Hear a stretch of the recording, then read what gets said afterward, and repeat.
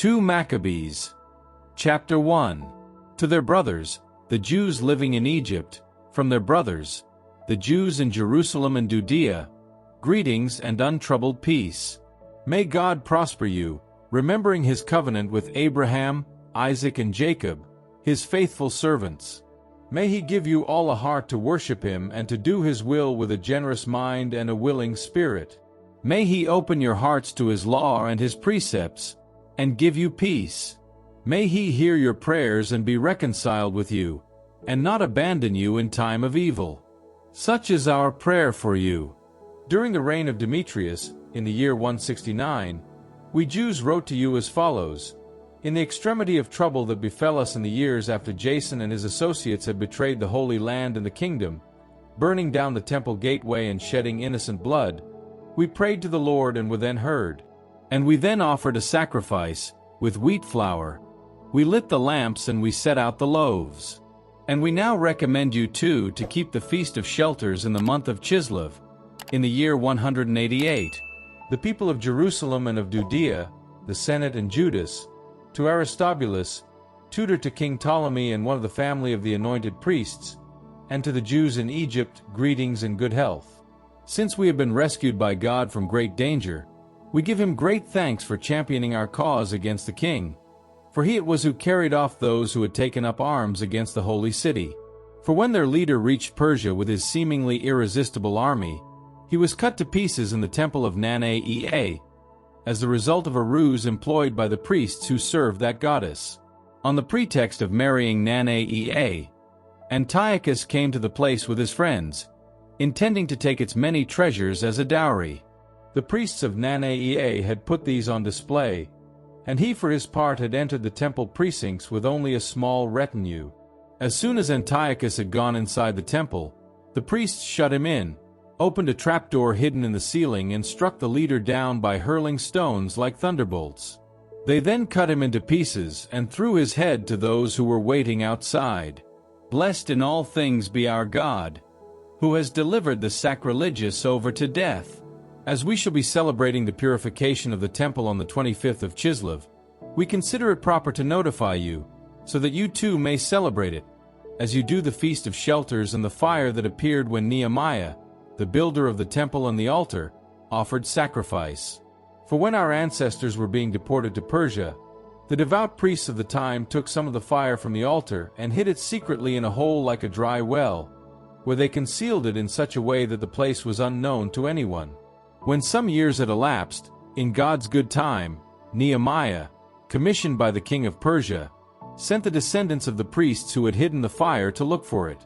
When they reported that in fact they had found not fire but a thick liquid, Nehemiah ordered them to draw some out and bring it back. When they had done this, Nehemiah ordered the priests to pour this liquid over the sacrificial materials, that is, the wood and what lay on it. When this had been done, and when in due course the sun, which had previously been clouded over, shone out, a great fire flared up, to the astonishment of all. While the sacrifice was being burned, the priests offered prayer, Jonathan intoning with all the priests, and the rest responding with Nehemiah.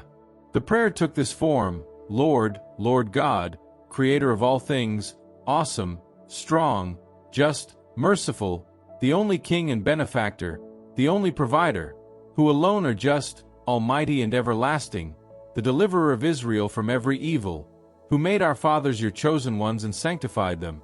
Accept this sacrifice on behalf of all your people Israel, and protect your heritage and consecrate it.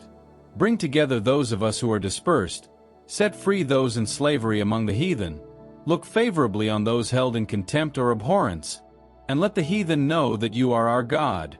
Punish those who oppress us and affront us by their insolence, and plant your people firmly in your holy place, as Moses promised. The priests then chanted hymns accompanied by the harp. When the sacrifice had been burnt, Nehemiah ordered the remaining liquid to be poured over large stones, and when this was done a flame flared up, to be absorbed in a corresponding blaze of light from the altar. When the matter became known and the king of the Persians heard that, in the place where the exiled priests had hidden the fire, a liquid had appeared, with which Nehemiah and his people had purified the sacrificial offerings, the king, after verifying the facts, had the place enclosed and pronounced sacred.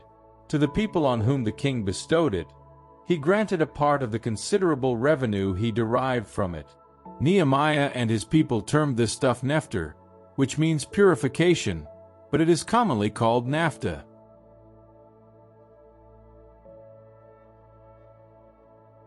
2 Maccabees, Chapter 2.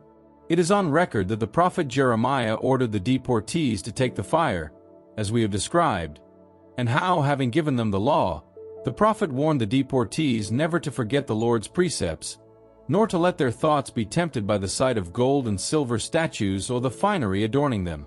Among other similar admonitions, he urged them not to let the law depart from their hearts. The same document also describes how the prophet, warned by an oracle, gave orders for the tent and the ark to go with him, when he set out for the mountain which Moses had climbed to survey God's heritage.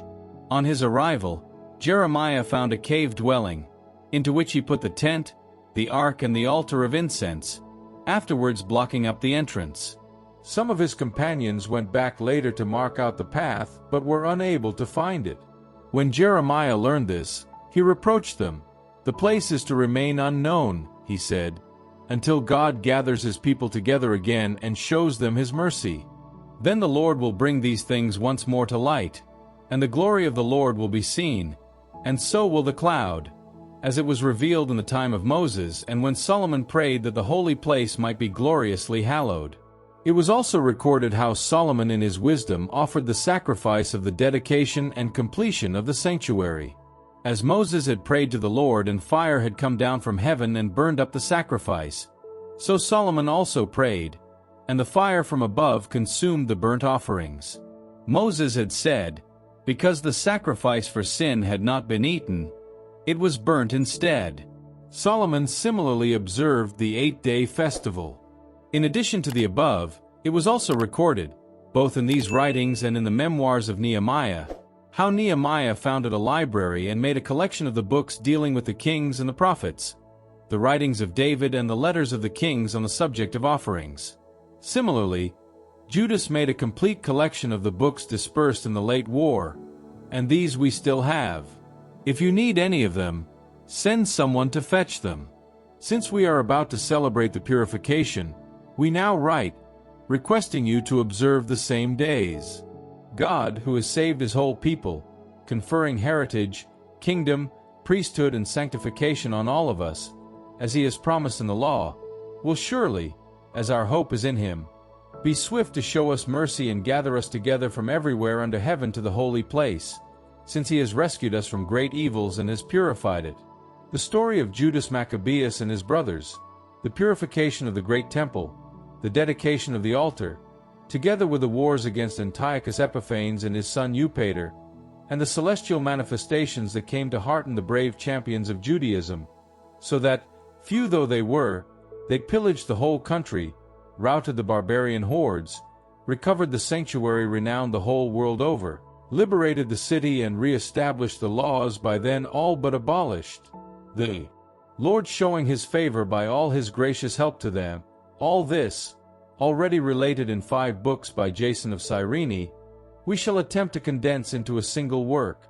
Considering the spate of figures and the difficulty encountered, because of the mass of material, by those who wish to immerse themselves in historical records, we have aimed at providing diversion for those who merely want something to read, a saving of labor for those who enjoy committing things to memory, and profit for each and all. For us who have undertaken the drudgery of this abridgment, it has been no easy task but a matter of sweat and midnight oil, comparable to the exacting task of someone organizing a banquet, whose aim is to satisfy a variety of tastes. Nevertheless, for the sake of rendering a general service, we remain glad to endure this drudgery, leaving accuracy of detail to the historian, and concentrating our effort on tracing the outlines in this condensed version. Just as the architect of a new house is responsible for the construction as a whole, while the man undertaking the ceramic painting has to take into consideration only the decorative requirements, so, I think it is with us. To make the subject his own, to explore its byways, to be meticulous about details, is the business of the original historian, but the person making the adaptation must be allowed to aim at conciseness of expression and to forego any exhaustive treatment of his subject. So now let us begin our narrative, without adding any more to what has been said above. There would be no sense in expanding the preface to the history and curtailing the history itself.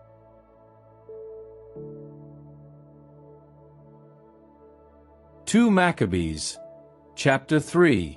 While the holy city was inhabited in all peace and the laws were observed as perfectly as possible, owing to the piety of Onias the high priest and his hatred of wickedness, it came about that the kings themselves honored the holy place and enhanced the glory of the temple with the most splendid offerings, even to the extent that Seleucus king of Asia defrayed from his own revenues all the expenses arising out of the sacrificial liturgy.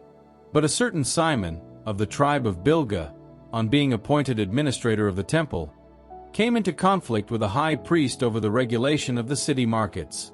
Unable to get the better of Onias, he went off to Apollonius, son of Thracios, who was at that time commander-in-chief of Syria and Phoenicia, and made out to him that the treasury in Jerusalem was groaning with untold wealth, that the amount contributed was incalculable and out of all proportion to expenditure on the sacrifice, but that it could all be brought under the control of the king.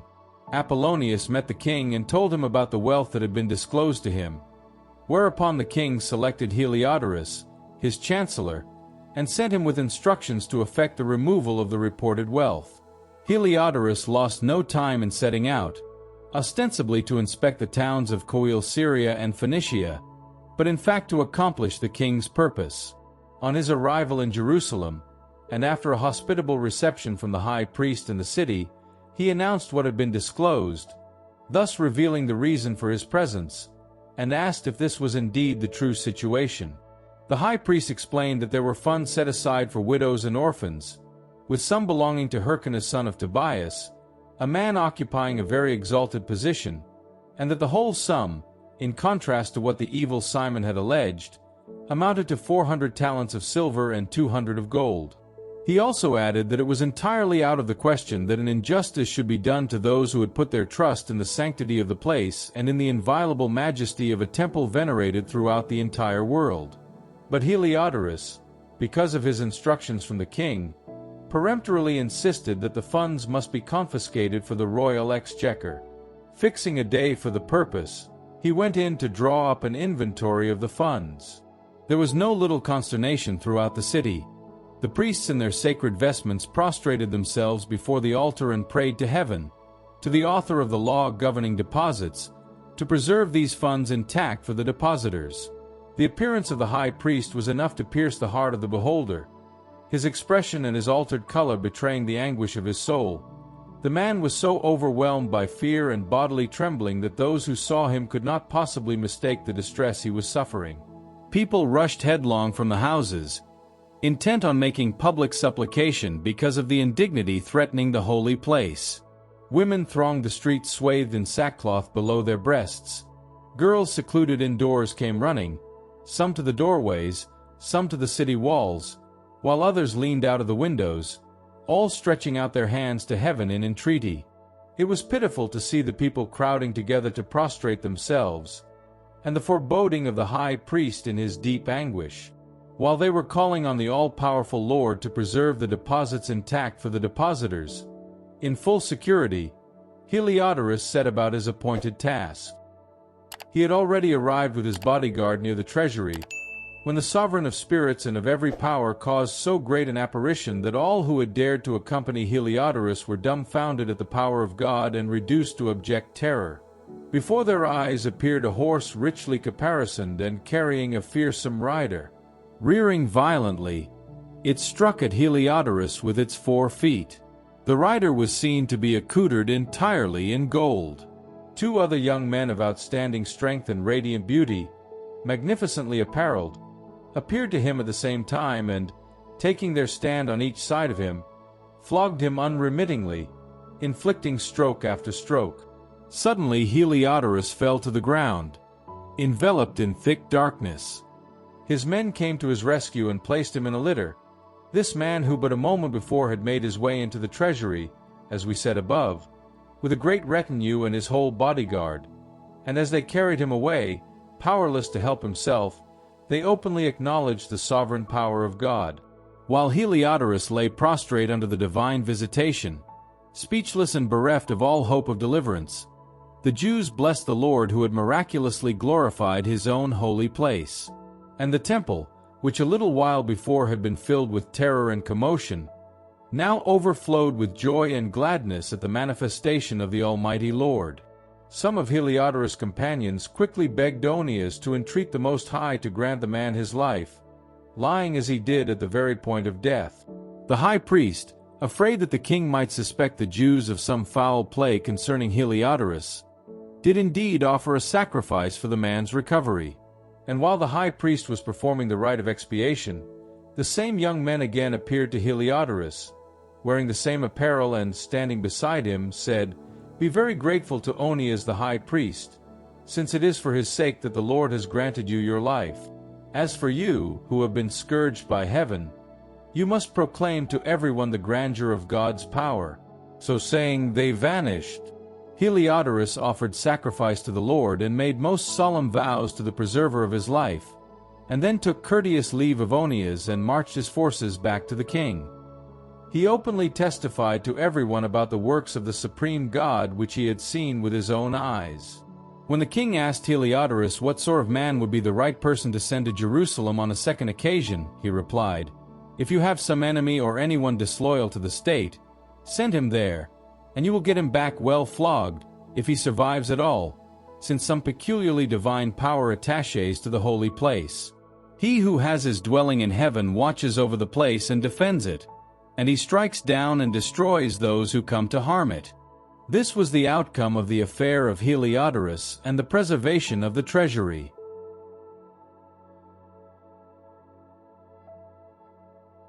2 Maccabees, chapter 4. The Simon mentioned above as the informer against the funds and against his country began slandering Onias, insinuating that the latter had been responsible for the assault on Heliodorus and himself had contrived this misfortune. Simon now had the effrontery to name this benefactor of the city, this protector of his compatriots, this zealot for the laws, as an enemy of the public good. This hostility reached such proportions that murders were actually committed by some of Simon's agents, and at this point Onias, recognizing how mischievous this rivalry was, and aware that Apollonius son of Menestheus, the general commanding Coele Syria and Phoenicia, was encouraging Simon in his malice, went to see the king, not to play the accuser of his fellow citizens, but having the public and private welfare of the entire people at heart. He saw that, without some intervention by the king, an orderly administration would no longer be possible, nor would Simon put a stop to his folly. When Seleucus had departed this life and Antiochus styled Epiphanes had succeeded to the kingdom, Jason, brother of Onias, usurped the high priesthood. He approached the king with a promise of 360 talents of silver, with 80 talents to come from some other source of revenue. He further committed himself to paying another 150 if the king would empower him to set up a gymnasium and youth center, and to register the Antiochists of Jerusalem. When the king gave his assent, Jason, as soon as he had seized power, imposed the Greek way of life on his fellow countrymen. He suppressed the liberties which the kings had graciously granted to the Jews at the instance of John, father of that Eupolemus who was later to be sent on an embassy to negotiate a treaty of friendship and alliance with the Romans and, overthrowing the lawful institutions, introduced new usages contrary to the law. He went so far as to found a gymnasium at the very foot of the citadel, and to fit out the noblest of his young men in the petasus. Godless wretch that he was and no true high priest, Jason set no bounds to his impiety. Indeed, the Hellenizing process reached such a pitch that the priests ceased to show any interest in serving the altar. But, scorning the temple and neglecting the sacrifices, they would hurry, on the stroke of the gong, to take part in the distribution, forbidden by the law, of the oil on the exercise ground. Setting no store by the honors of their fatherland, they esteemed Hellenic glories best of all. But all this brought its own retribution. The very people whose way of life they envied, whom they sought to resemble in everything, proved to be their enemies and executioners. It is no small thing to violate the divine laws, as the period that followed will demonstrate. On the occasion of the quadrennial games at Tyre in the presence of the king, the vile Jason sent an embassy of Antiochus from Jerusalem, taking with them 300 silver drachmas for the sacrifice to Hercules. But even those who brought the money did not think it would be right to spend it on the sacrifice and decided to reserve it for some other item of expenditure. And so what the sender had intended for the sacrifice to Hercules was in fact applied, at the suggestion of those who brought it, to the construction of triremes. Apollonius, son of Menestheus, had been sent to Egypt to attend the wedding of King Philometor.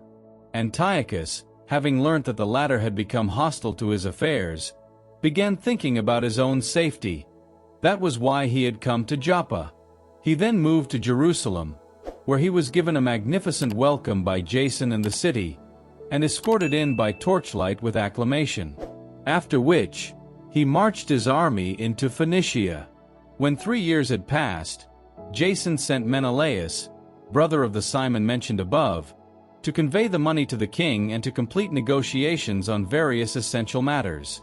But Menelaus, on being presented to the king, flattered him by his own appearance of authority, and so secured the high priesthood for himself, outbidding Jason by 300 talents of silver. He returned with a royal mandate, bringing nothing worthy of the high priesthood and supported only by the fury of a cruel tyrant and the rage of a savage beast. Thus Jason, who had supplanted his own brother, was in turn supplanted by a third, and obliged to take refuge in Ammonitis. As for Menelaus, he secured the office, but defaulted altogether on the sums promised to the king, although Sostratus, the commandant of the citadel, whose business it was to collect the revenue, kept demanding payment. The pair of them in consequence were summoned before the king, Menelaus leaving his brother Lysimachus as deputy high priest, while Sostratus left Crates, the commander of the Cypriots, to act for him. While all this was going on, it happened that the people of Tarsus and Malus revolted, because their towns had been given as a present to Antiochus, the king's concubine. The king therefore hurried off to settle the affair, leaving Andronicus, one of his dignitaries, to act as his deputy. Thinking he had found a favorable opportunity, Menelaus abstracted a number of golden vessels from the temple and presented them to Andronicus, and managed to sell others to Tyre and the surrounding cities. On receiving clear evidence to this effect, Onias retired to a place of sanctuary at Daphne near Antioch and then taxed him with it. Menelaus then had a quiet word with Andronicus, urging him to get rid of Onias. Andronicus sought out Onias and, resorting to the trick of offering him his right hand on oath, succeeded in persuading him, despite the latter's lingering suspicions, to leave sanctuary, whereupon, in defiance of all justice, he immediately put him to death. The result was that not only Jews but many people of other nationalities were appalled and outraged by the unjust murder of this man. On the king's return from the region of Cilicia, the Jews of the capital, and those Greeks who shared their hatred of the crime, appealed to him about the unjustified murder of Onias. Antiochus was profoundly grieved and filled with pity, and he wept for the prudence and moderation of the dead man. Burning with indignation, he immediately stripped Andronicus of the purple, tore his garments off him and, parading him through the length of the city, rid the world of the assassin on the very spot where he had laid impious hands on Onias, the Lord dealing out to him the punishment he deserved. Now Lysimachus, with the connivance of Menelaus, had committed many sacrilegious thefts in the city, and when the facts became widely known, the populace rose against Lysimachus, who had already disposed of many pieces of gold plate. The infuriated mob was becoming menacing, and Lysimachus armed nearly 3,000 men and took aggressive action. The troops were led by a certain Oranus, a man advanced in years and no less in folly.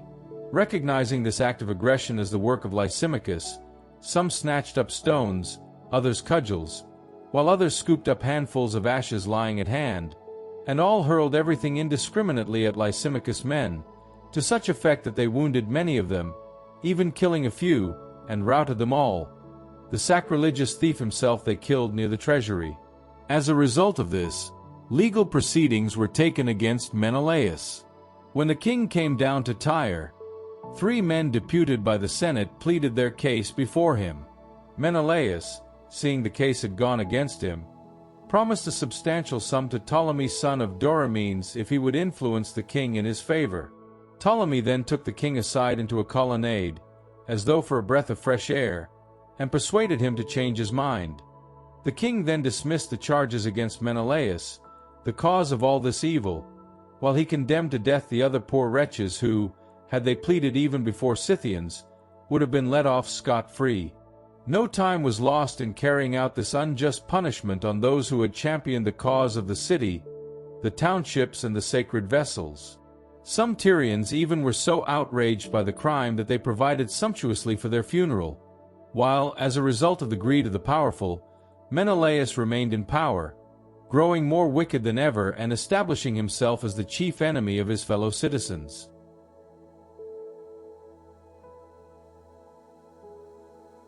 2 Maccabees, Chapter 5.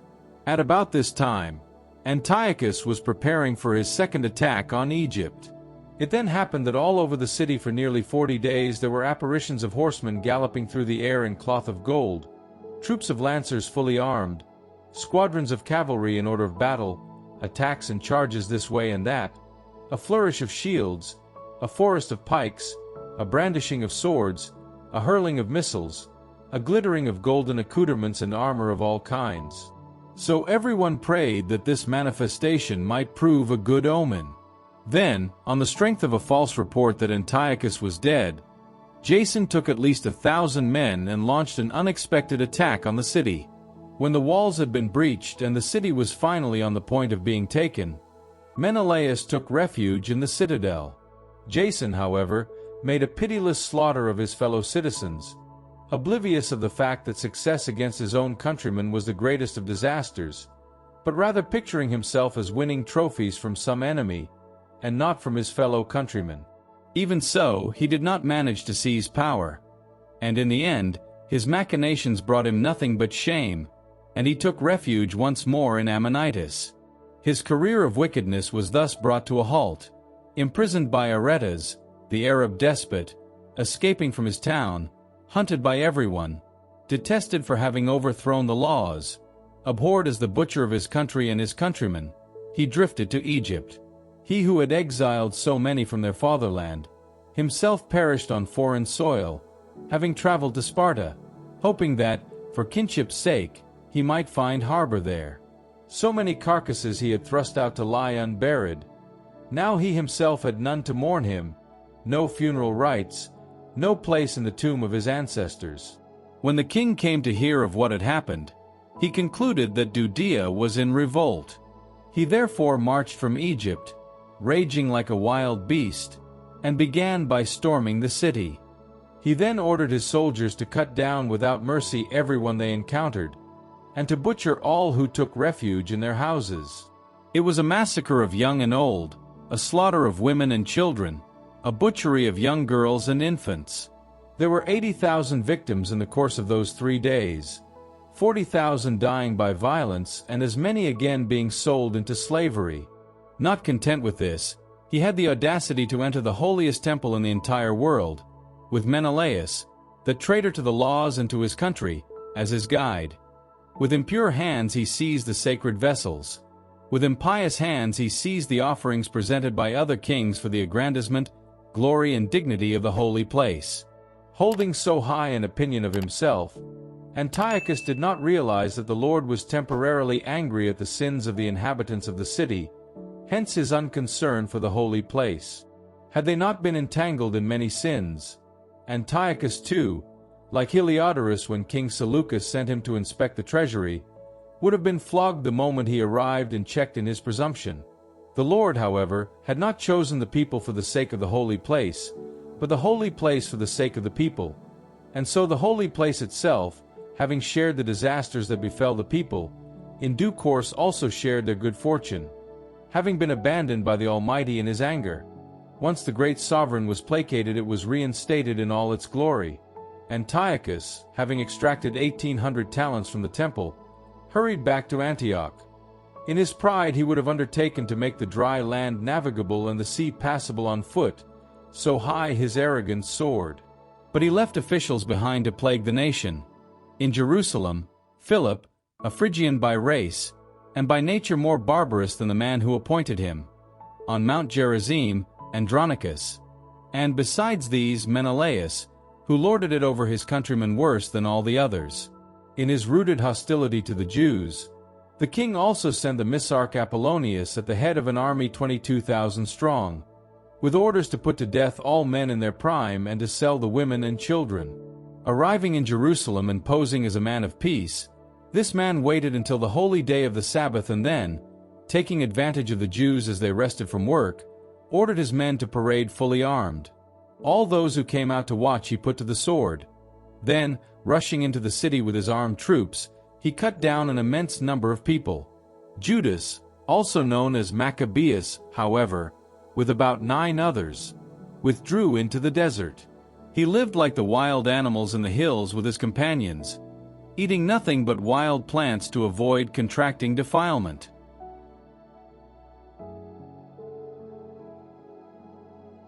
2 Maccabees, chapter 6. Shortly afterwards, the king sent Geronte the Athenian to force the Jews to violate their ancestral customs and live no longer by the laws of God, and to profane the temple in Jerusalem and dedicate it to Olympian Zeus, and the one on Mount Gerizim to Zeus, patron of strangers, as the inhabitants of the latter place had requested. The advent of these evils was painfully hard for all the people to bear. The temple was filled with reveling and debauchery by the Gentiles, who took their pleasure with prostitutes and had intercourse with women in the sacred precincts, introducing other indecencies besides. The altar of sacrifice was loaded with victims prescribed by the law as profane. No one might either keep the Sabbath or observe the traditional feasts, or so much as admit to being a Jew. People were driven by harsh compulsion to take part in the monthly ritual meal commemorating the king's birthday, and when a feast of Dionysus occurred, they were forced to wear ivy wreaths and walk in the Dionysiac procession. A decree was issued at the instance of the people of Ptolemy for the neighboring Greek cities, enforcing the same conduct on the Jews there, obliging them to share in the sacrificial meals, and ordering the execution of those who would not voluntarily conform to Greek customs. So it became clear that disaster was imminent. For example, 2 women were charged with having circumcised their children.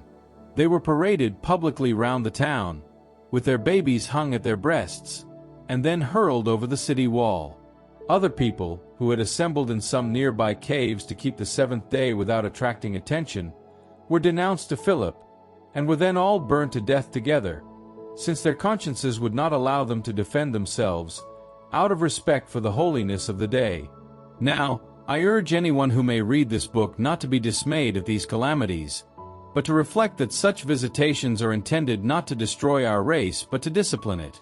Indeed, when evildoers are not left for long to their own devices but incur swift retribution, it is a sign of great benevolence. In the case of other nations, the Master waits patiently for them to attain the full measure of their sins before he punishes them. But with us he has decided to deal differently, rather than have to punish us later, when our sins come to full measure. And so he never entirely withdraws his mercy from us. He may discipline us by some disaster, but he does not desert his own people. Let this be said simply by way of reminder. We must return to our story without more ado. Eleazar, one of the foremost teachers of the law, a man already advanced in years and of most noble appearance, had his mouth forced open, to make him eat a piece of pork. But he, resolving to die with honor rather than to live disgraced, walked of his own accord to the torture of the wheel, having spat the stuff out, as befits those with the courage to reject what is not lawful to taste, rather than live. The people supervising the ritual meal, forbidden by the law, because of the length of time for which they had known him, took him aside and privately urged him to have meat brought of a kind he could properly use, prepared by himself, and only pretend to eat the portions of sacrificial meat as prescribed by the king. This action would enable him to escape death, by availing himself of an act of kindness prompted by their long friendship. But having taken a noble decision worthy of his years and the dignity of his great age and the well-earned distinction of his gray hairs, worthy too of his impeccable conduct from boyhood, and above all of the holy legislation established by God himself, he answered accordingly, telling them to send him at once to Hades. "Pretense," he said, does not befit our time of life. Many young people would suppose that Eleazar at the age of 90 had conformed to the foreigner's way of life and, because I had played this part for the sake of a paltry brief spell of life, might themselves be led astray on my account. I should only bring defilement and disgrace on my old age. Even though for the moment I avoid execution by man, I can never, living or dead, elude the grasp of the Almighty. Therefore, if I am man enough to quit this life here and now, I shall prove myself worthy of my old age, and I shall have left the young a noble example of how to make a good death, eagerly and generously, for the venerable and holy laws. So saying, he walked straight to the wheel, while those who were escorting him, recently so well disposed towards him, turned against him after this declaration, which they regarded as sheer madness. He for his part, just before he died under the blows, gave a sigh and said, "The Lord whose knowledge is holy sees clearly that, though I might have escaped death, from awe of him I gladly endure these agonies of body under the lash, and that in my soul I am glad to suffer." This was how he died, leaving his death as an example of nobility and a record of virtue not only for the young but for the greater part of the nation.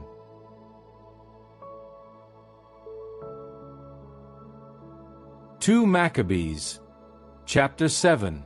It also happened that 7 brothers were arrested with their mother.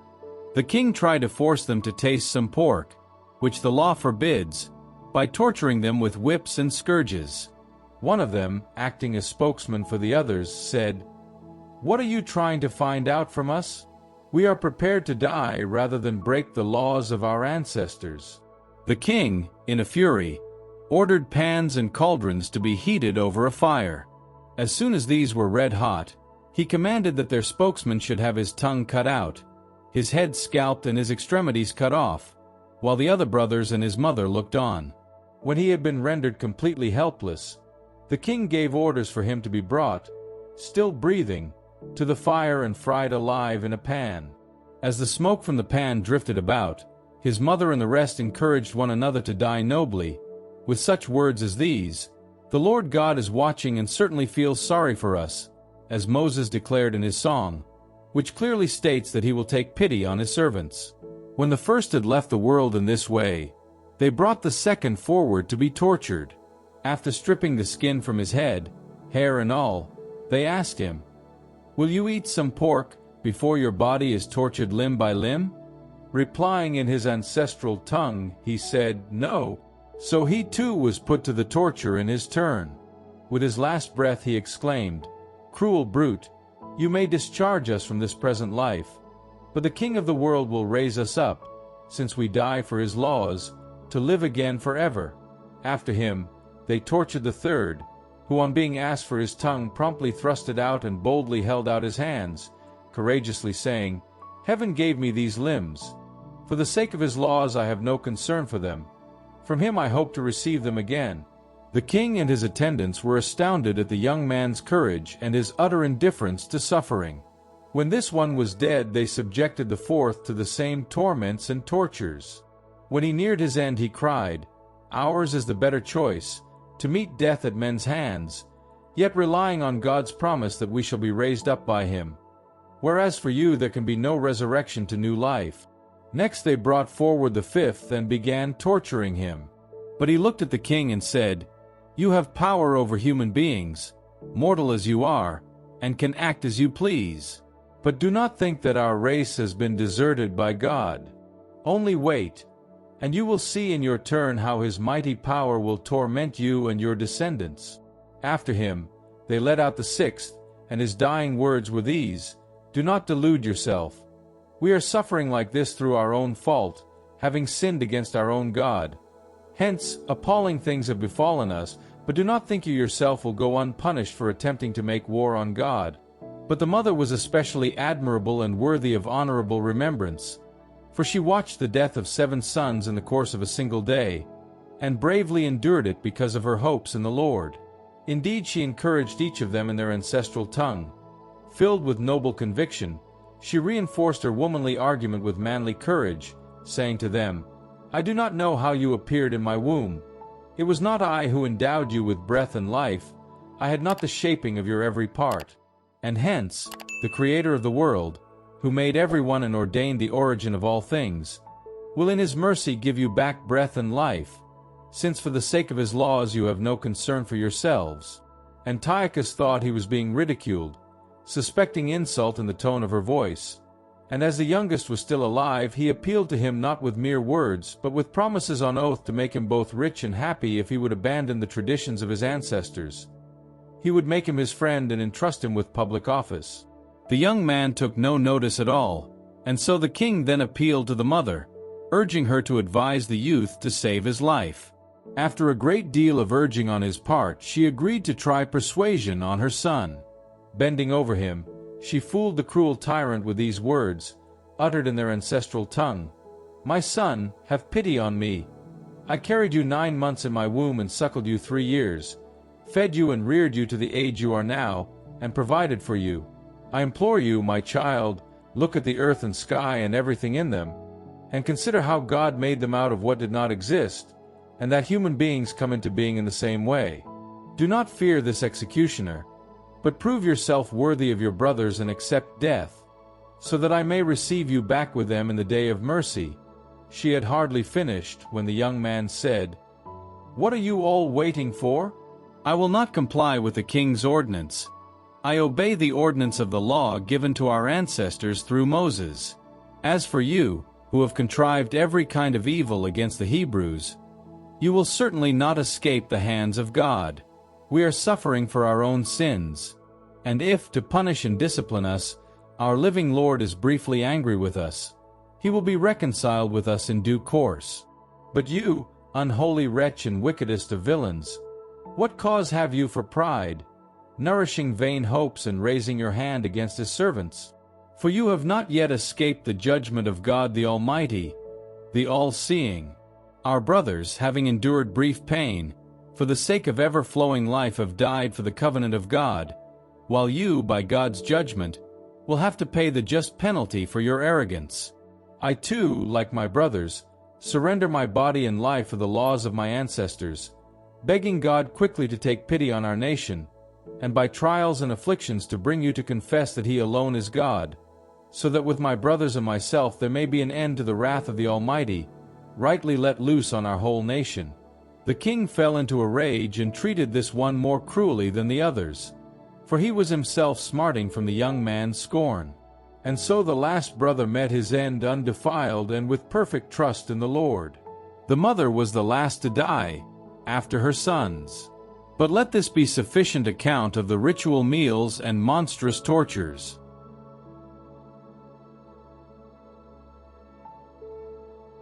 2 Maccabees, Chapter 8. Judas, otherwise known as Maccabeus, and his companions made their way secretly among the villages, rallying their fellow countrymen. They recruited those who remained loyal to Judaism and assembled about 6,000. They called on the Lord to have regard for the people oppressed on all sides, to take pity on the temple profaned by the godless, to have mercy on the city now being destroyed and leveled to the ground, to hear the blood of the victims that cried aloud to him, to remember too the criminal slaughter of innocent babies, and to avenge the blasphemies perpetrated against his name. As soon as Maccabeus had an organized force, he at once proved invincible to the foreigners, the Lord's anger having turned into compassion. Making surprise attacks on towns and villages, he fired them. He captured favorable positions and inflicted very heavy losses on the enemy, generally availing himself of the cover of night for such enterprises. The fame of his valor spread far and wide. When Philip saw Judas was making steady progress and winning more and more frequent successes, he wrote to Ptolemy, the general officer commanding Coele Syria and Phoenicia, asking for reinforcements in the royal interest. Ptolemy chose Nicanor son of Patroclus, one of the king's first friends, and sent him without delay at the head of an international force of at least 20,000 men to exterminate the entire Jewish race. As his associate he appointed Gorgias, a professional experience. Nicanor for his part proposed, by the sale of Jewish prisoners of war, to raise the 2,000 talents of tribute money owed by the king to the Romans. He lost no time in sending the seaboard towns an invitation to come and buy Jewish manpower, promising delivery of 90 head for 1 talent, but he did not reckon on the judgment from the Almighty that was soon to overtake him. When news reached Judas of Nicanor's advance, he warned his men of the enemy's approach, whereupon the cowardly ones and those who lacked confidence in the justice of God took to their heels and ran away. The rest sold all their remaining possessions, at the same time praying the Lord to deliver them from the godless Nicanor, who had sold them even in advance of any encounter, if not for their own sakes, then at least out of consideration for the covenants made with their ancestors, and because they themselves bore his sacred and majestic name. Maccabeus marshaled his men, who numbered about 6,000, and exhorted them not to be dismayed at the enemy or discouraged at the vast horde of Gentiles wickedly advancing against them, but to fight bravely, keeping before their eyes the outrage committed by them against the holy place and the infamous and scornful treatment inflicted on the city, not to mention the destruction of their traditional way of life. They may put their trust in their weapons and their exploits, he said, but our confidence is in Almighty God, who is able with a single nod to overthrow both those marching on us and the whole world with them. He reminded them of the occasions on which their ancestors had received help. That time when, under Sennacherib, 185,000 men had perished. That time in Babylonia when in the battle with the Galatians the Jewish combatants numbered only 8,000, with 4,000 Macedonians. Yet when the Macedonians were hard-pressed, the 8,000 had destroyed 120,000, thanks to the help they had received from heaven, and had taken great booty as a result, having so roused their courage by these words that they were ready to die for the laws and their country. He then divided his army into 4, putting his brothers, Simon, Joseph and Jonathan in command of 1 division each, and assigning them 1,500 men apiece. Next, he ordered Esdras to read the holy book aloud and gave them their watchword, help from God. Then, putting himself at the head of the 1st division, he attacked Nicanor. With the Almighty for their ally, they slaughtered over 9,000 of the enemy, wounded and crippled the greater part of Nicanor's army, and put them all to flight. The money of their prospective purchasers fell into their hands. After pursuing them for a good while, they turned back, since time was pressing. It was the eve of the Sabbath, and for that reason they did not prolong their pursuit. They collected the enemy's weapons and stripped them of their spoils, and because of the Sabbath even more heartily blessed and praised the Lord, who had saved them and who had chosen that day for the first manifestation of his compassion. When the Sabbath was over, they distributed some of the booty among the victims of the persecution and the widows and orphans. The rest they divided among themselves and their children. They then joined in public supplication, imploring the merciful Lord to be fully reconciled with his servants. They also challenged the forces of Timotheus and Bacchides and destroyed over 20,000 of them, gaining possession of several high fortresses. They divided their enormous booty into 2 equal shares, one for themselves, the other for the victims of the persecution and the orphans and widows, not forgetting the aged. They carefully collected the enemy's weapons and stored them in suitable places. The rest of the spoils they took to Jerusalem. They killed the tribal chieftain on Timotheus' staff, an extremely wicked man who had done great harm to the Jews. In the course of their victory celebrations in Jerusalem, they burned the men who had fired the holy gates. With Callisthenes they had taken refuge in one small house, so these received a fitting reward for their sacrilege. The triple-dyed scoundrel Nicanor, who had brought the 1,000 merchants to buy the Jews, finding himself with the Lord's help humbled by men he had himself reckoned as of very little account, stripped off his robes of state, and made his way across country unaccompanied, like a runaway slave, reaching Antioch by a singular stroke of fortune, since his army had been destroyed. Thus the man who had promised the Romans to make good their tribute money by selling the prisoners from Jerusalem, bore witness that the Jews had a defender and that they were in consequence invulnerable, since they followed the laws which that defender had ordained.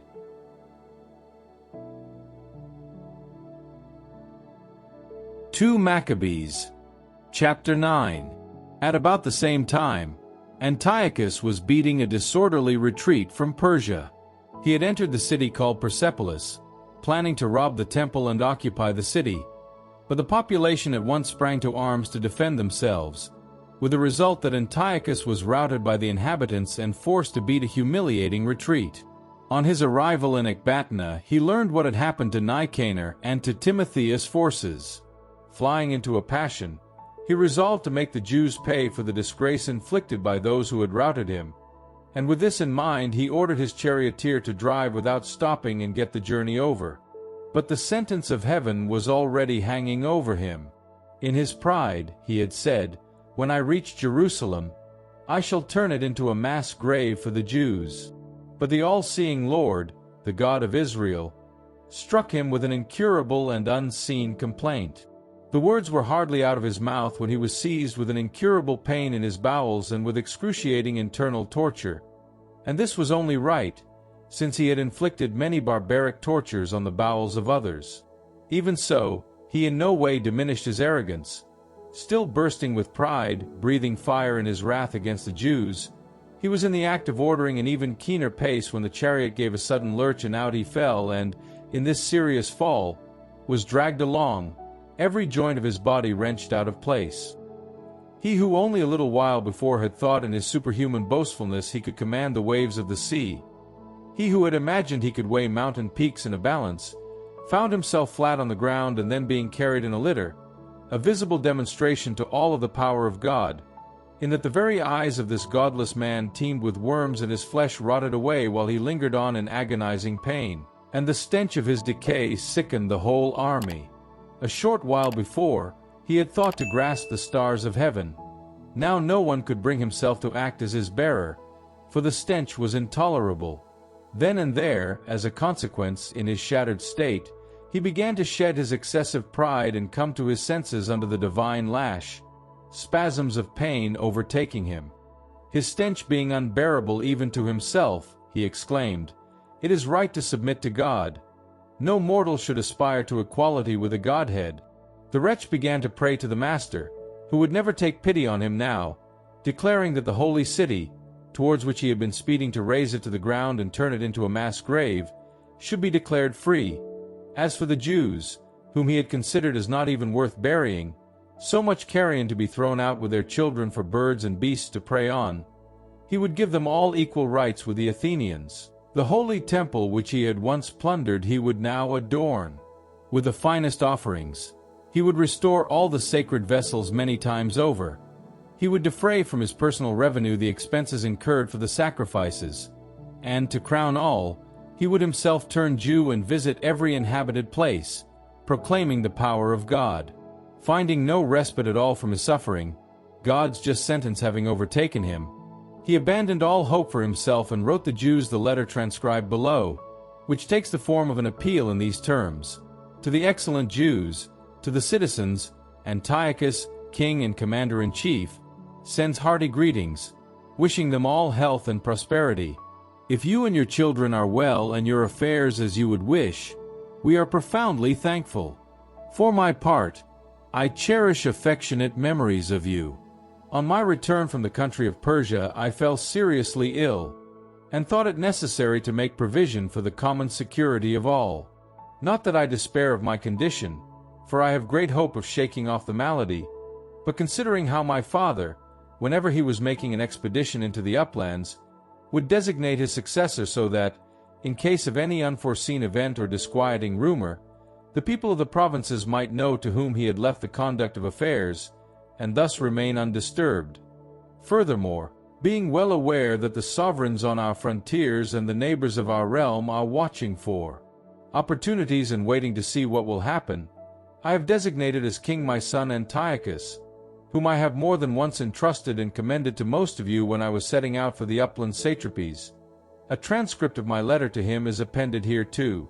I therefore urge and require you, being mindful of the benefits both public and personal received from me, that you each persist in those sentiments of goodwill that you harbor towards me. I am confident that he will pursue my own policy with benevolence and humanity, and will prove accommodating to your interests. And so this murderer and blasphemer, having endured sufferings as terrible as those which he had made others endure, met his pitiable fate, and ended his life in the mountains far from his home. His comrade Philip brought back his body, and then, fearing Antiochus' son, withdrew to Egypt, to the court of Ptolemy Philometor.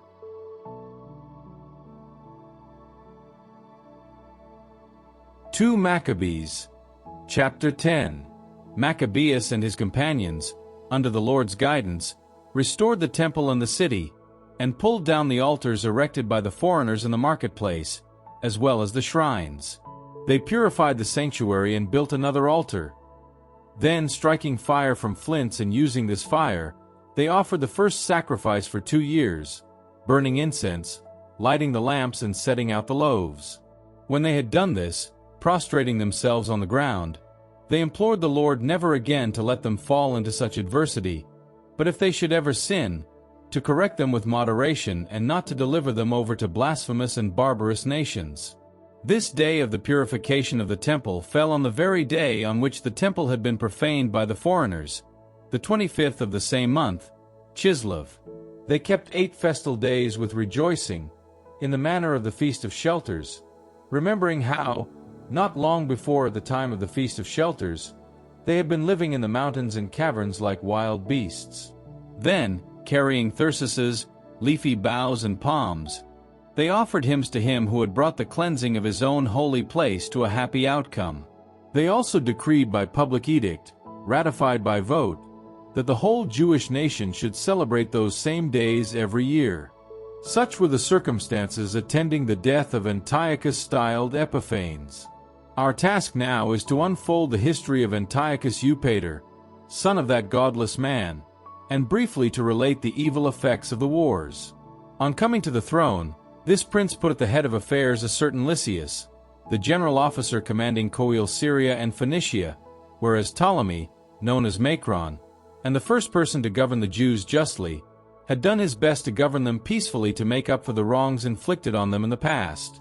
Denounced, in consequence, to Eupator by the friends of the king, he heard himself called traitor at every turn, for having abandoned Cyprus, which had been entrusted to him by Philometor, for having gone over to Antiochus Epiphanes, and for having shed no luster on his illustrious office. He committed suicide by poisoning himself. Gorgias now became general of the area. He maintained a force of mercenaries and a continual state of war with the Jews. At the same time, the Idumeans, who controlled important fortresses, were harassing the Jews, welcoming outlaws from Jerusalem and endeavoring to maintain a state of war. Maccabeus and his men, after making public supplication to God, entreating him to support them, began operations against the Idumean fortresses. Vigorously pressing home their attack, they seized possession of these vantage points, beating off all who fought on the ramparts. They slaughtered all who fell into their hands, accounting for no fewer than 20,000. 9,000 at least took refuge in 2 exceptionally strong towers with everything they needed to withstand a siege. Whereupon, Maccabeus left Simon and Joseph, with Zacchaeus and his forces, in sufficient numbers to besiege them, and himself went off to other places requiring his attention. But Simon's men were greedy for money and allowed themselves to be bribed by some of the men in the towers. Accepting 70,000 drachmas, they let a number of them escape. When Maccabeus was told what had happened, he summoned the people's commanders and accused the offenders of having sold their brothers for money by releasing their enemies to fight them. Having executed them as traitors, he at once proceeded to capture both towers. Successful in all that he undertook by force of arms, in these 2 fortresses he slaughtered more than 20,000 men. Timotheus, who had been beaten by the Jews once before, now assembled an enormous force of mercenaries, mustering cavalry from Asia in considerable numbers, and soon appeared in Judea, expecting to conquer it by force of arms. At his approach, Maccabeus and his men made their supplications to God, sprinkling earth on their heads and putting sackcloth round their waists. Prostrating themselves on the terrace before the altar, they begged him to support them and to show himself the enemy of their enemies, the adversary of their adversaries, as the law clearly states. After these prayers, they armed themselves and advanced a fair distance from the city, halting when they were close to the enemy. As the first light of dawn began to spread, the 2 sides joined battle, the one having as their pledge of success and victory not only their own valor but their recourse to the Lord, the other making their own ardor their mainstay in the fight.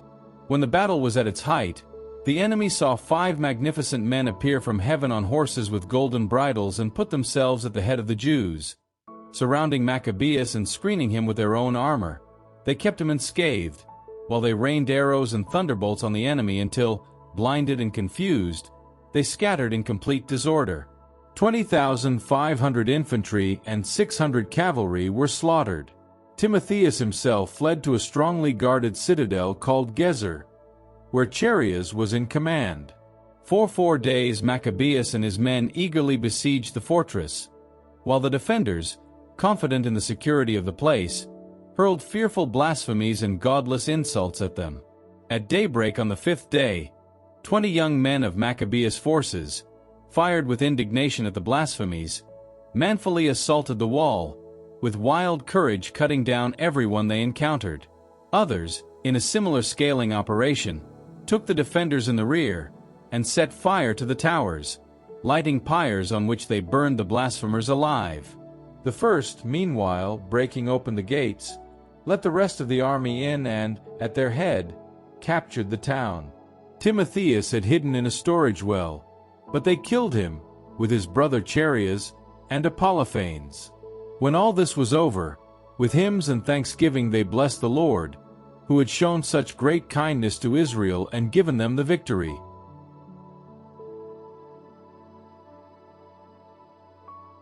Two Maccabees. Chapter 11.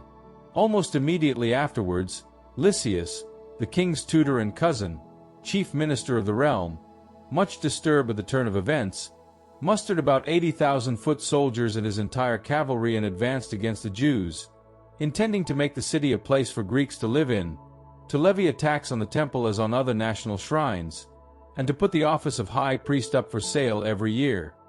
He took no account at all of the power of God, being sublimely confident in his tens of thousands of infantrymen, his thousands of cavalry, and his 80 elephants. Invading Judea, he approached Beth-zur, a fortified position about 20 miles from Jerusalem, and began to subject it to strong pressure. When Maccabeus and his men learned that Lysias was besieging the fortresses, they and the populace with them begged the Lord with lamentation and tears to send a good angel to save Israel. Maccabeus himself was the first to take up his weapons, and he urged the rest to risk their lives with him in support of their brothers. So they sallied out resolutely, as one man. They were still near Jerusalem when a rider attired in white appeared at their head, brandishing golden weapons. With one accord they all blessed the God of mercy, and found themselves filled with such courage that they were ready to lay low not men only but the fiercest beasts and walls of iron. They advanced in battle order with the aid of their celestial ally, the Lord having had mercy on them. Charging like lions on the enemy, they laid low 11,000 of the infantry and 1,600 horsemen, and routed all the rest. Of those, the majority got away, wounded and weaponless. Lysias himself escaped only by ignominious flight. Now Lysias was not lacking in intelligence, and, as he reflected on the reverse he had just suffered, he realized that the Hebrews were invincible because the mighty God fought for them. He therefore sent them a delegation to persuade them to accept reasonable terms all round, and promised to compel the king to become their friend. Maccabeus, thinking only of the common good, agreed to all that Lysias proposed, and whatever Maccabeus submitted to Lysias in writing concerning the Jews was granted by the king. Here is the text of the letter Lysias wrote to the Jews. Lysias to the Jewish people, greetings. John and Absalom, your envoys, have delivered to me the communication transcribed below, requesting me to approve its provisions. Anything requiring the king's attention I have put before him. Whatever was possible, I have granted. Provided you maintain your goodwill towards the interests of the state, I shall do my best in the future to promote your well-being. As regards the details, I have given orders for your envoys and my own officials to discuss these with you. May you prosper. The 24th day of Dioscorus, in the year 148, the king's letter ran as follows. King Antiochus to his brother Lysias, greetings. Now that our father has taken his place among the gods, Our will is that the subjects of the realm be left undisturbed to attend to their own affairs. We understand that the Jews do not approve our father's policy, the adoption of Greek customs, but prefer their own way of life and ask to be allowed to observe their own laws. Accordingly, since we intend this people to be free from vexation like any other, our ruling is that the temple be restored to them and that they conduct their affairs according to the customs of their ancestors. It will therefore be your concern to send them a mission of friendship, so that on learning our policy they may have confidence and happily go about their business. The king's letter to the Jewish nation was in these terms: King Antiochus to the Jewish Senate and the rest of the Jews, greetings. If you are well, that is as we would wish, we ourselves are in good health. Menelaus informs us that you wish to return home and attend to your own affairs. Accordingly, all those who return before the 30th day of Xanthicus may rest assured that they have nothing to fear. The Jews may make use of their own kind of food and their own laws as formerly, and none of them is to be molested in any way for any unwitting offenses. I am in fact sending Menelaus to set your minds at rest. Farewell. The 15th day of Xanthicus in the year 148, the Romans also sent the Jews a letter, which read as follows: Quintus Memmius, Titus Manilius, Manius Sergius, legates of the Romans, to the people of the Jews, greetings. Whatever Lysias, the king's cousin, has granted you we also approve. As for the matters he decided to refer to the king, consider them carefully and send someone without delay, if we are to interpret them to your advantage, because we are leaving for Antioch. Lose no time, therefore, in sending us those who can tell us what your intentions are. Farewell. The 15th day of Dioscorus in the year 148.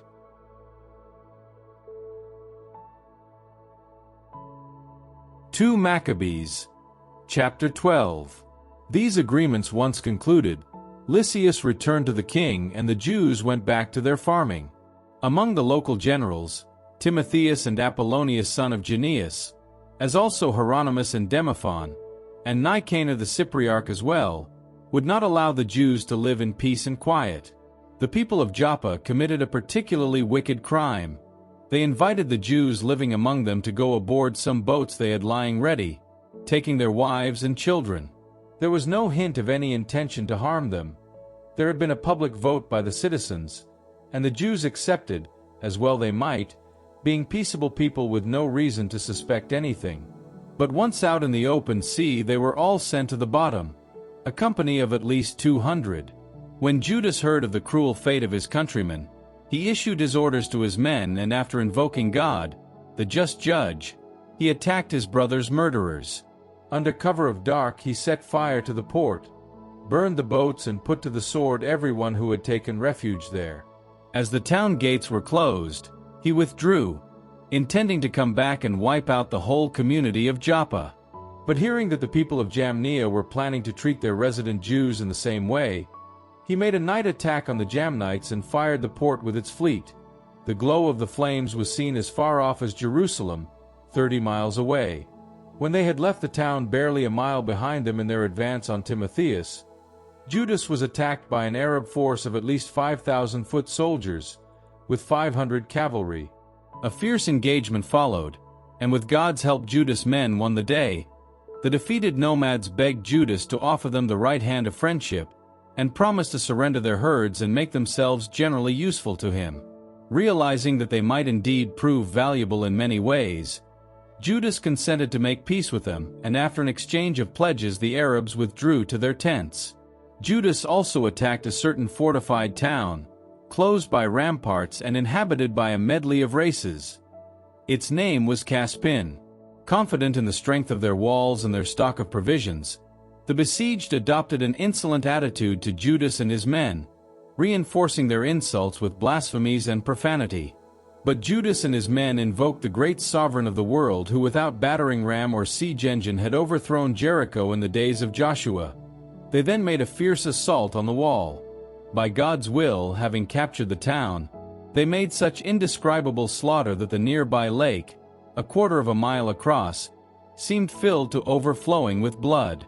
95 miles further on from there, They reached the Carax, in the country of Jews known as Tubians. They did not find Timotheus himself in that neighborhood. He had already left the district, having achieved nothing apart from leaving a very strong garrison at one point.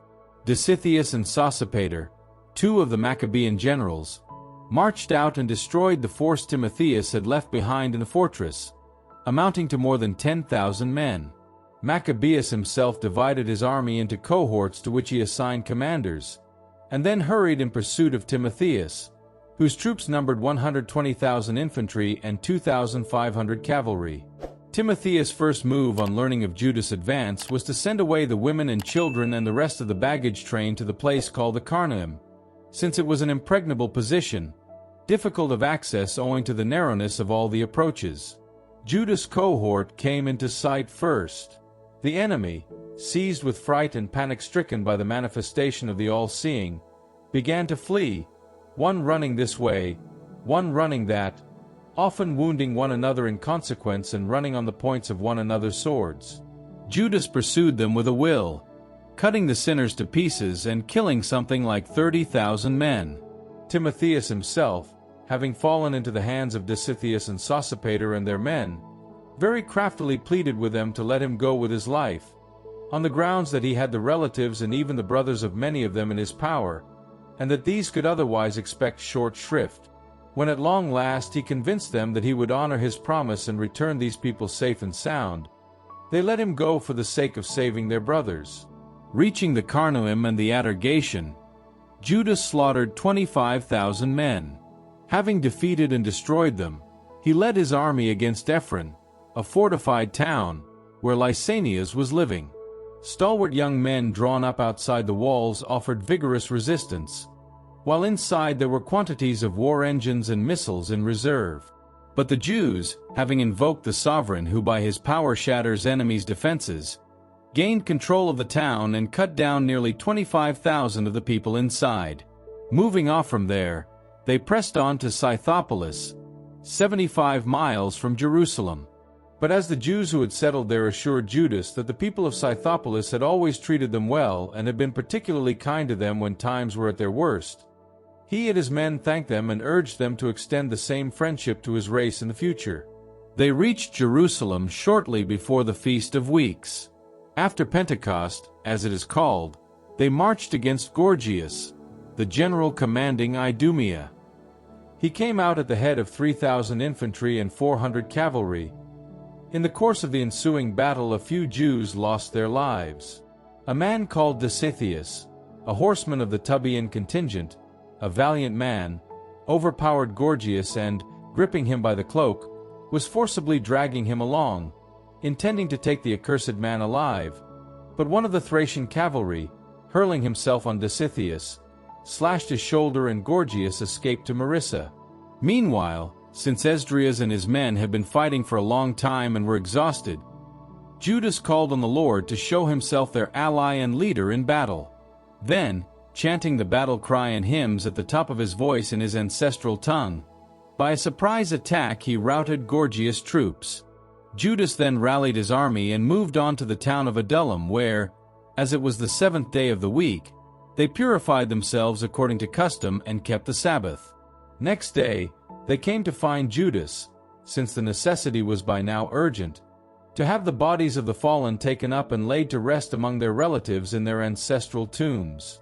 But when they found on each of the dead men, under their tunics, objects dedicated to the idols of Jamnia, which the law prohibits to Jews, it became clear to everyone that this was why these men had lost their lives. All then blessed the ways of the Lord, the upright judge who brings hidden things to light, and gave themselves to prayer, begging that the sin committed might be completely forgiven. Next, the valiant Judas urged the soldiers to keep themselves free from all sin, having seen with their own eyes the effects of the sin of those who had fallen. After this he took a collection from them individually, amounting to nearly 2,000 drachmas, and sent it to Jerusalem to have a sacrifice for sin offered, an action altogether fine and noble, prompted by his belief in the resurrection. For had he not expected the fallen to rise again, it would have been superfluous and foolish to pray for the dead, whereas if he had in view the splendid recompense reserved for those who make a pious end, The thought was holy and devout. Hence, he had this expiatory sacrifice offered for the dead, so that they might be released from their sin.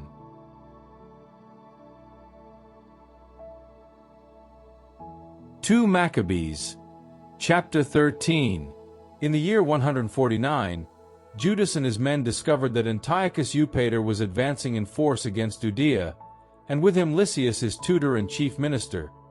He had moreover a Greek force of 110,000 infantry, 5,300 cavalry, 22 elephants, and 300 chariots fitted with scythes.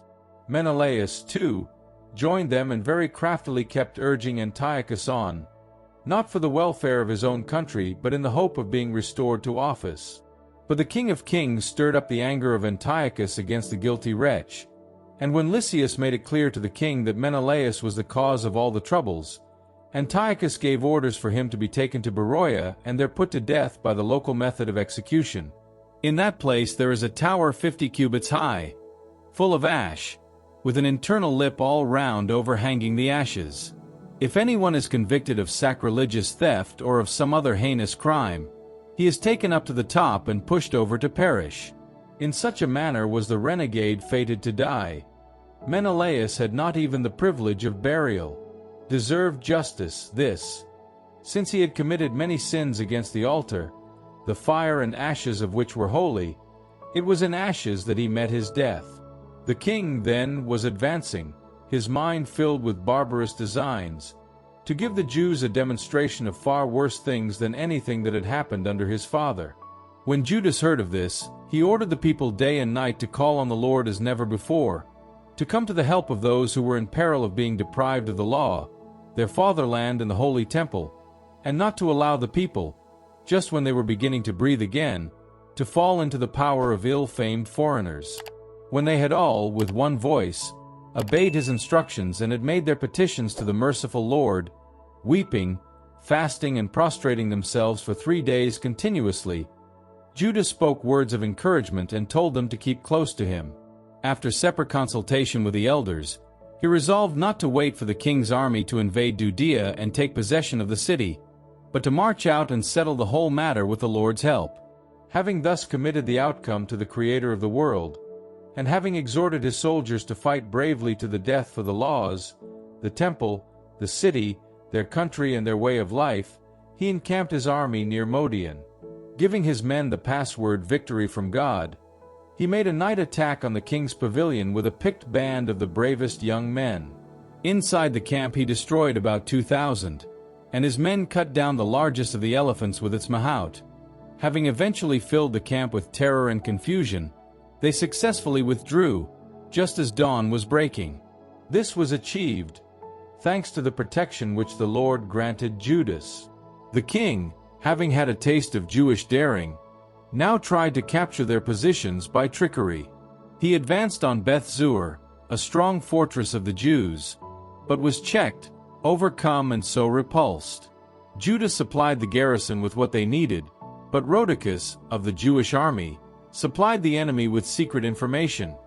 The man was identified, arrested, and dealt with.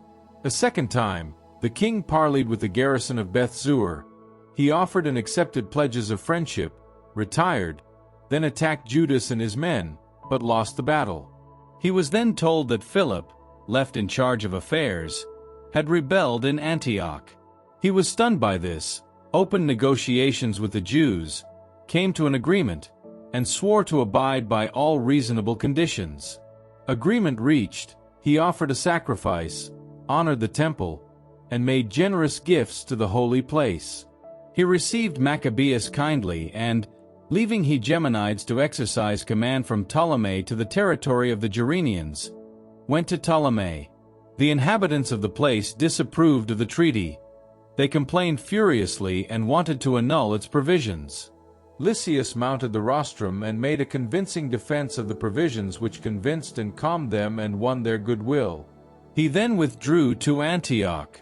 So much for the episode of the king's offensive and retreat.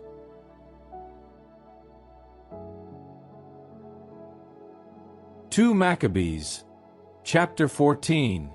3 years after this, Judas and his men learned that Demetrius, son of Seleucus, had landed at the port of Tripolis with a strong army and a fleet, and that he had occupied the country and had killed Antiochus and his tutor Lysias.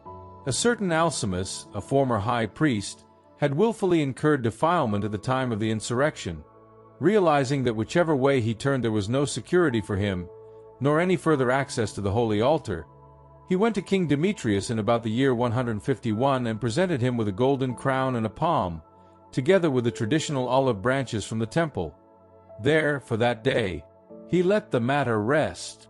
Presently he found an opportunity to further his mad plan. When Demetrius called him into his council and questioned him about the dispositions and intentions of the Jews, he replied, "Those Jews called Hasidians, who are led by Judas Maccabeus, are warmongers and rebels who are preventing the kingdom from finding stability. That is why, after being deprived of my hereditary dignity, I mean the high priesthood, I have come here now, first out of genuine concern for the king's interests, and secondly, out of a regard for our own fellow citizens, because the irresponsible behavior of those I have mentioned has brought no slight misery on our entire race. When your majesty has taken note of all these points, may it please you to make provision for the welfare of our country and our oppressed nation, as befits the gracious benevolence you extend to all. For as long as Judas remains alive, the state will never enjoy peace." No sooner had he spoken thus than the rest of the king's friends, who were hostile to Judas' activities, stoked Demetrius' anger. The latter at once selected Nicanor, then commander of the elephants, promoted him to the command of Judea and dispatched him with instructions to dispose of Judas, disperse his followers and install Alcimus as high priest of the greatest of temples. The foreigners in Judea, who had fled before Judas, flocked to join Nicanor, thinking that the misfortunes and troubles of the Jews would be to their own advantage. When the Jews heard that Nicanor was coming and that the foreigners were about to attack, they sprinkled dust over themselves and made supplication to him who had established his people forever and who never failed to support his own heritage by direct manifestations. On their leader's orders, they at once left the place where they were and confronted the enemy at the village of Dessau. Simon, brother of Judas, engaged Nicanor, but, owing to the sudden arrival of the enemy, suffered a slight reverse.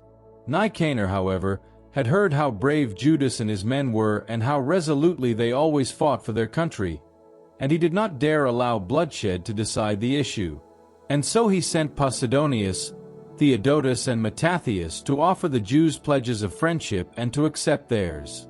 After careful consideration of his terms, the leader communicated them to his troops, and since they were all clearly of one mind, they agreed to the treaty. A day was fixed on which the respective leaders were to meet as individuals.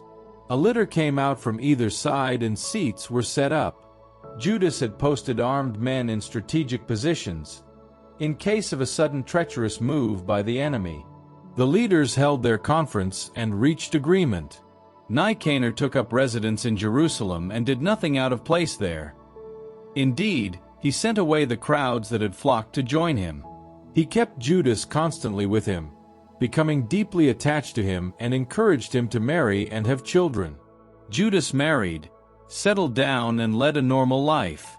When Alcimus saw how friendly the two men had become, he went to Demetrius with a copy of the treaty they had signed and told him that Nicanor was harboring thoughts against the interests of the state and was planning that Judas, an enemy of the realm, should fill the next vacancy among the friends of the king. The king flew into a rage.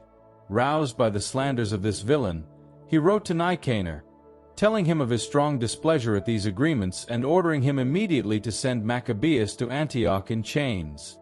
When the letter reached Nicanor, he was very much upset, for he disliked the prospect of breaking an agreement with a man who had done nothing wrong. Since, however, there was no way of opposing the king, he waited for an opportunity to carry out the order by a stratagem. Maccabeus began to notice that Nicanor was treating him more sharply and that his manner of speaking to him was more abrupt than it had been, and he concluded that such sharpness could have no very good motive. He therefore collected a considerable number of his followers and got away from Nicanor. The latter, realizing that the man had well and truly outmaneuvered him, went to the greatest and holiest of temples when the priests were offering the customary sacrifices, and ordered them to surrender Judas. When they protested on oath that they did not know where the wanted man could be, he stretched out his right hand towards the temple and swore this oath: "If you do not hand Judas over to me as prisoner, I shall raise this dwelling of God to the ground. I shall demolish the altar, and on this very spot I shall erect a splendid temple to Dionysus." With these words he left them. The priests stretched out their hands to heaven, calling on him who has at all times done battle for our nation. This was their prayer: "O Lord, in need of nothing, it has pleased you that the temple where you dwell should be here with us. Now, therefore, Holy Lord of all holiness, preserve forever from all profanation this house, so newly purified." Now, a man called Rhesus, one of the elders of Jerusalem, was denounced to Nicanor. He was a man who loved his countrymen and stood high in their esteem, and he was known as the father of the Jews because of his kindness. In the earlier days of the insurrection he had been convicted of Judaism, and he had risked both life and limb for Judaism with the utmost zeal. Nicanor, by way of demonstrating the enmity he had for the Jews, sent over 500 soldiers to arrest him, reckoning that if he eliminated this man he would be dealing them a severe blow. When the troops were on the point of capturing the tower and were forcing the outer door and calling for fire to set the doors alight, Rhesus, finding himself completely surrounded, fell on his own sword, nobly resolving to die rather than fall into the clutches of these villains and suffer outrages unworthy of his noble birth. But in the heat of conflict he missed his thrust, and while the troops swarmed in through the doorways, he ran nimbly upstairs to the parapet and manfully threw himself down among the troops. But, as they immediately drew back, he fell into the middle of the empty space. Still breathing and blazing with anger, he struggled to his feet, blood spurting in all directions, and despite his terrible wounds ran right through the crowd.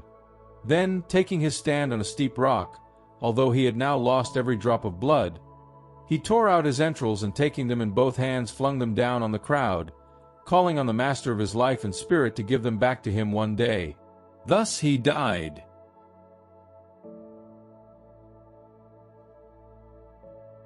2 Maccabees, chapter 15.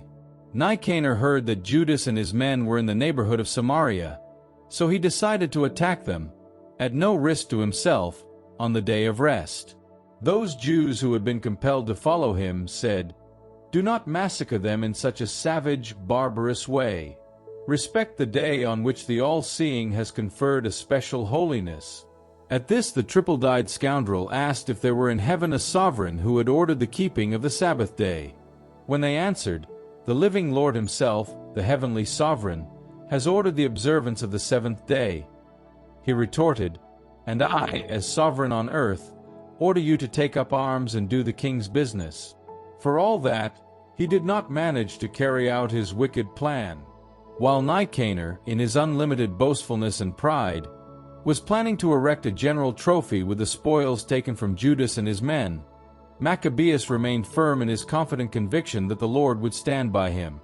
He urged his men not to be dismayed by the foreigners' attacks, but, keeping in mind the help that had come to them from heaven in the past, to be confident that this time too victory would be theirs with the help of the Almighty. He put fresh heart into them by citing the law and the prophets, and, by stirring up memories of the battles they had already won, he filled them with new enthusiasm. Having thus aroused their courage, he ended his exhortation by demonstrating the treachery of the foreigners and how they had violated their oaths. Having armed each one of them not so much with the safety given by shield and lance as with that confidence which springs from noble language, he encouraged them all by describing to them a convincing dream, a vision, as it were.